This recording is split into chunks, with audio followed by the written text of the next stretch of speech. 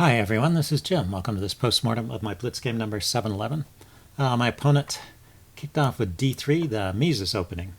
So this is one of those openings which is not very often played, and for good reason. It's just not very good. I'm not even going to bother to put up the opening book because there were very few games, so there's not much information there. And also Black's play against this is pretty simple. You just put a couple of pawns in the center. And after move 3, we're out of the opening book anyway. And I looked at this with a chess engine, and Black is already better. So this opening, it's not just one of those offbeat openings that gives up the opening advantage in exchange for some novel positions. This one not only gives up the opening advantage, it hands the opening advantage over to Black. So Black is just better out of the opening.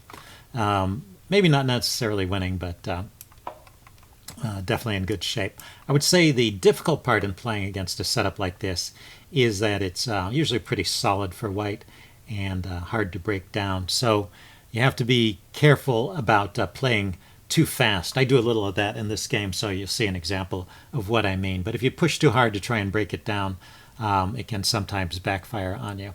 Let's see, I went c6 here. My idea is to set up a solid wall of pawns here. He's obviously going to fianchetto this bishop.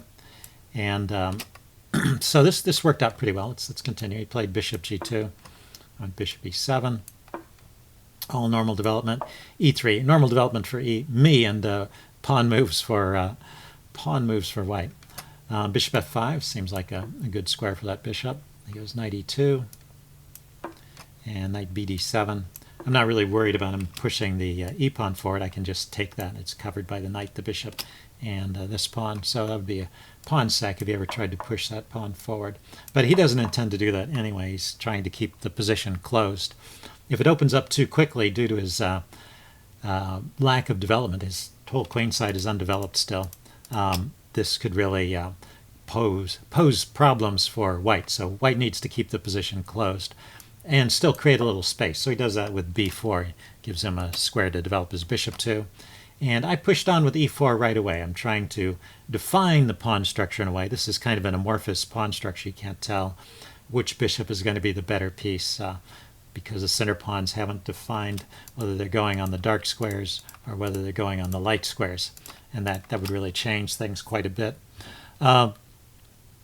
So e4 is not a bad move. It still keeps the advantage, but it's not the best move. And it's interesting to see the way the chess engine would play this, because it fits in with this theme that I was saying about how you have to sometimes proceed slowly against these very laid-back openings. So the chess engine would play with a5 first, putting a little pressure on this structure over here on the queen side.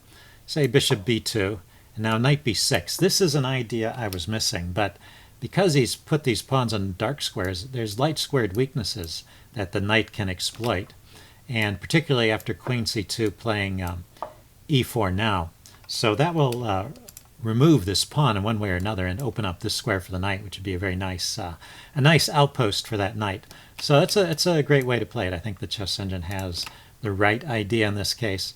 So just be a little more patient and get this knight to a better square. I developed this knight the wrong way in the game, and so that's one reason why I didn't have as big an advantage as I might have. Anyway, it started with this move e4, still keeping an advantage, especially after white goes d4. Like I said, white wants to keep it closed, but now this bishop is really hemmed in.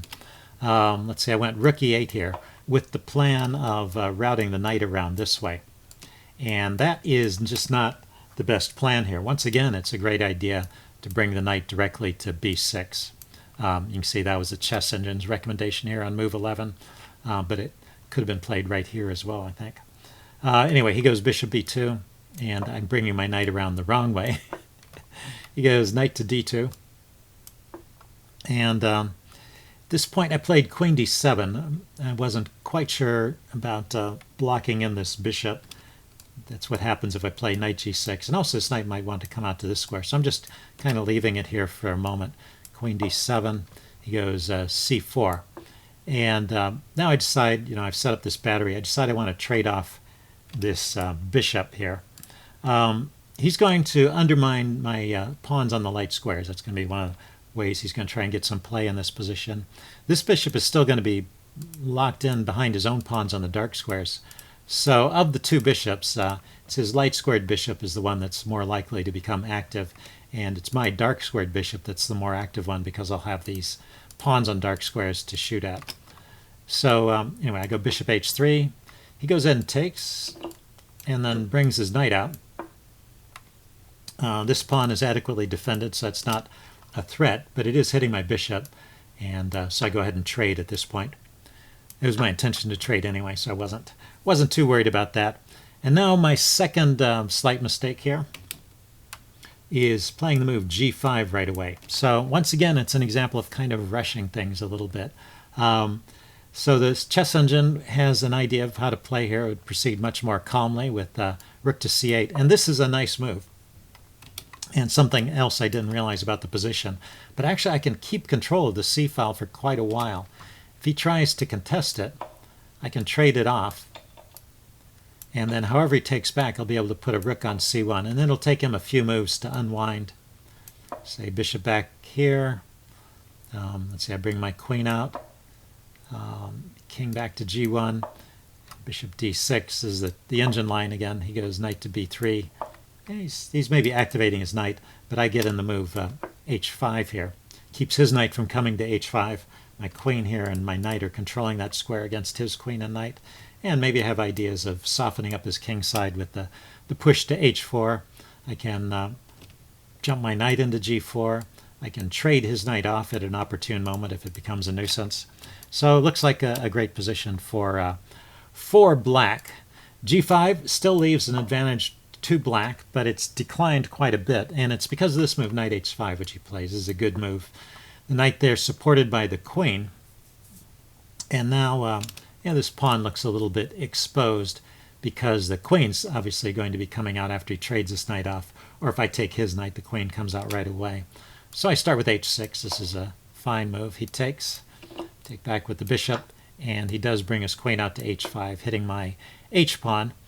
And I looked at this with the engine. I was debating between king g7 and bishop g7, and the chess engine says they're about the same, but I think I like bishop g7 better, just because it frees up the f-pawn to move. So a little more possibilities in the position. Now he goes knight b3, and I play b6. I want to keep the knight out of these squares, c5 and a5. He goes rook a to c1.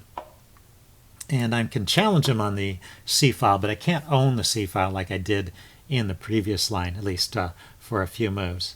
So, still I have an edge. And actually, his next move, h4, is a big mistake. And there is a winning tactic for black here. So here's a moment for you to put on your thinking caps. This is maybe a little bit hard to see, but it's worthwhile searching for it to see if you can spot this idea. So why don't you pause the video here and see if you can find it.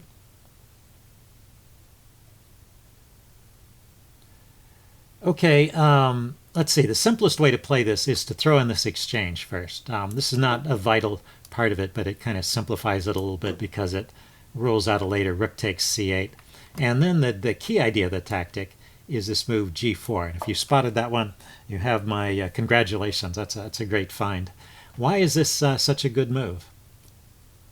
Well, take a look at his queen. Where can the queen go? Notice this pawn is protected. The queen has no squares. Every square that it could go to, that's the bishop is hitting there, the queen is hitting there, the pawn is hitting there, pawn is hitting there. That's protected by the queen and the king. That's protected by the bishop. Yeah, and that's protected by the queen. That queen is trapped over there. Has nowhere to go. And what makes this difficult to find is it's not so easy to close the trap. It takes a couple moves. But in those two moves, there's nothing that white can do. White is helpless against the threat of knight to h7 and knight to f6. And that queen is a goner. So the chess engine does find a clever way to escape, and it starts off with sacrificing the knight here on c5. I'm not going to go into this one. It's a long and complicated line, but the point is that in order to get out of the queen trap, white has to give up material, even with best play. And if you're playing in real life, your opponent might not even be able to find that clever way out. It might just be down a queen. So that would be game winning in any case. And let me get rid of that annotation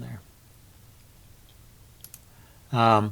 So pretty interesting, I thought. H4 would win the game. I didn't see that. I might spot something like that in a slow game, but even then it'd be, I think, hard to find. But interesting. I mean, things like that can really help you if you can spot them. Okay, so what I noticed in this position is that he was putting pressure on my g-pawn, so I defended it with queen e7.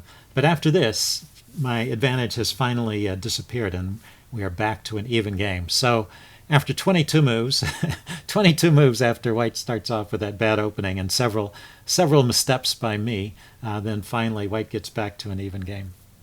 Yeah, just shows how bad that opening was. Okay, so it continues for a while, about even. Let's see, he takes, I take.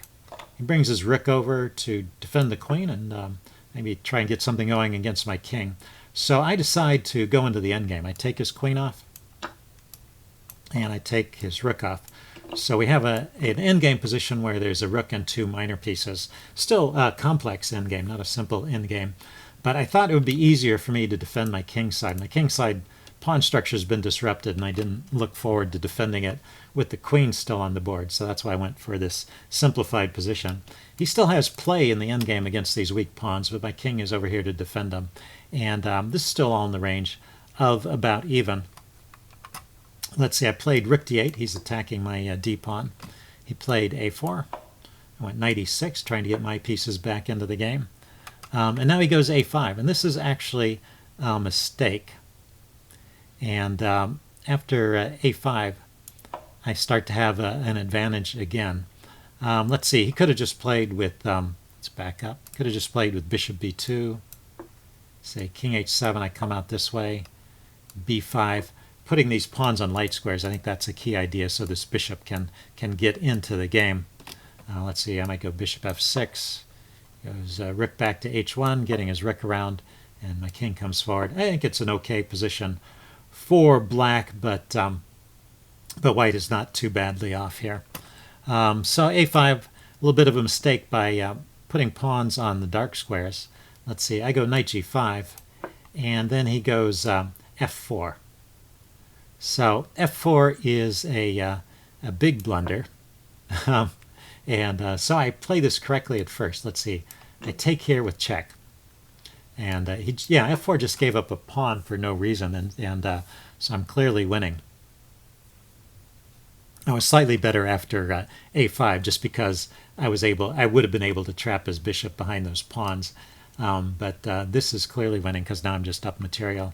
Let's say I start to bring my king into the game. He takes on b6. I take back. I want to keep this pawn here so as to keep his knight out of the game. And then he plays e4. And this is an interesting point in the game, and I didn't play the best move here. But first let's survey this position and talk about the threats. That e4 was a double attack. He's attacking my pawn, and he's also attacking my bishop because this pawn is pinned by the rook, so he can just take the knight. The knight is hanging. And yeah, I didn't quite find the best move here. So that's what I played here is knight takes e6 check, and that's a mistake. So this is your job. What's the best move for black in this position?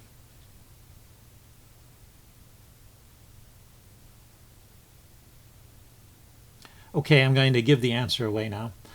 There's this nice move here, king to g6. Not only does it defend the knight, so now the knight is defended, I'm not losing a piece there, but it also attacks the rook. So he doesn't have time to take the pawn. That's what I couldn't figure out was how to save the pawns, and this is the way to do it. It's by defending my knight. I mean, the pawn was under attack and the knight was under attack, and I couldn't figure out how to save both of them. But the way to do it was to defend my knight and attack his rook simultaneously. And then after that I can take, and this is a very, very straightforward win for me. So after knight takes e4, I check. I am still better. But he gets a pawn back. Let's see, 1, 2, 3, 4, 1, 2, 3. Yeah, I stay a pawn up, but I had much better. I would have been a simple win. This win is difficult with just a pawn. And at this point, I'm going to go through the rest of the game kind of quick. There were still a few opportunities here for me to get something going here, but because it's a complicated endgame and we were starting to run a little low on time at this point. But but I didn't find those. I'll just point out a few places where I could have played better. Let's see. He drops his rook back at this point, and I played rook e8. Yeah, this is the first one. Rook to c8 is a much better move than rook to e8. The rook to c8 comes with the threat of the forking the king and the knight, and the suggested defense of rook e1, so as to defend this way when I bring the rook in, allows me to bring my rook forward to allows me to bring my rook forward here to c4 and get one of these pawns. So that's cool. And let's see his other way of playing this. If he plays rook to c1 here, defended by the knight, I can trade it off and grab this pawn. So rook c8 here is the clearly better move. I played rook e8. He went rook c1, grabbing that file. Let's see, I went rook to e6. Rook a8 would have been better. He goes rook to c7, activating his rook. Let's just go forward some moves here. So I'm poking at his pawns and trying to figure out how to advance my pawns. And let's see, he played knight c1, and that was a mistake. Around here, it's about even. The chess engine thinks black is better because black has an extra pawn, but it has no winning strategy. So probably with good play, this position is just a draw. But he makes little mistakes now and then, and I don't find them. Right here is my chance to play rook takes c6 when his knight was momentarily farther away from all of these pawns over here. Now he really can't hold on to things, and I can bring my king over to defend that pawn. He can bring his knight back with a tempo on my bishop. Let's see, bishop d6. And I blockade the pawn like this, and also open the square up for my king here. Knight to d1, king d6. And I mop up this pawn, and now I have a two-pawn advantage in a bishop versus knight endgame. That should finally be winning. But I didn't spot that idea just here. I played bishop to d2. I was thinking maybe reposition my bishop somewhere better. It goes knight d3. And now I spotted the idea, and I played rook takes c6 and king to e6, getting my king over here to quickly round up this pawn. But in this case, he has some good moves. He can hit my bishop, and I should probably give up the bishop at this point, go back to f4 and let him take it off. I think this is a good king and pawn endgame for me if he takes. Let's see, I went bishop to a5. He goes king to d1, and I bring my king over to round up this pawn, and he goes knight to e5. Yeah, it's just tough here. He's defending this guy, and when I chase his knight away, it's not a light square, so I can't attack it with my bishop, so I have to chase his knight away. When he goes here, then now he's attacking my pawn, and I can't get back to defend it. So it ends up being a trade instead of winning a pawn, and I'm still a pawn up, but it's a very difficult game to win. Let's go. I think I had one more chance further on right here. After king b3, maybe this was a slight mistake. There's one more kind of miraculous resource here. Bishop to b6, attacking this pawn and giving up this pawn. And if he takes here, take this pawn, and then the king needs to drop back to try and get back in front of this pawn. Notice the bishop and pawn are controlling all of these squares, so the king can't easily get in front of that pawn. Then there's the move king d7. And the bishop here has cut off those escape squares for the knight, and the knight can't go there either. So always keep in mind, even in the end game, there are these tactics. And this knight trap, is just winning because I have a bishop and two pawns.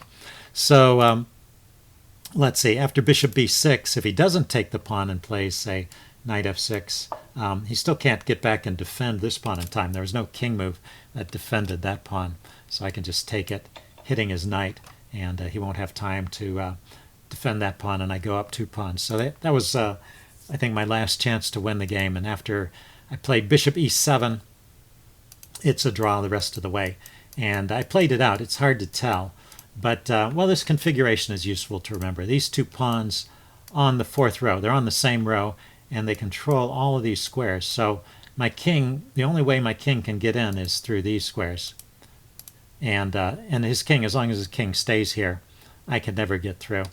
And he could have taken that pawn at various times too. But anyway, in any case, I can't, there's no way for me to break through, no matter how hard I try. So we just repeated moves here, and the game was drawn. So anyway, interesting game. Hope you guys enjoyed this video. Leave any comments you have in the section below, and I will see you again soon. Bye.